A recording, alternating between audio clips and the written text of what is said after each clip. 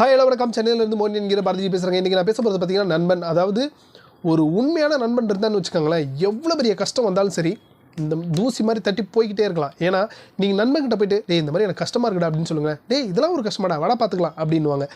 அப்படிப்பட்ட நண்பர்கள் உங்களுக்கு இயற்கை கொடுத்துருந்துச்சுன்னா தயவு செஞ்சு அவங்கள்ட்ட மிஸ் பண்ணிடாதீங்க.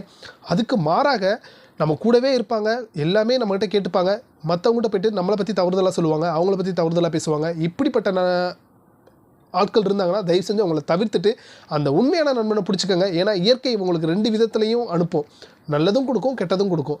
அந்த கெட்டதை தவிர்த்துட்டு நல்லதை மட்டும் எடுத்துக்கோங்க. ஏன்னா எவ்வளோ பெரிய கஷ்டம் துன்பம் வந்தாலும் அந்த உண்மையான நண்பர்கள் உங்கள் கூடவே இருக்கும்போது அது எவ்வளோ பெரிய கஷ்டமாக இருந்தாலும் ஈஸியாக அதுலேருந்து உங்களால் வெளிவந்துட முடியும்.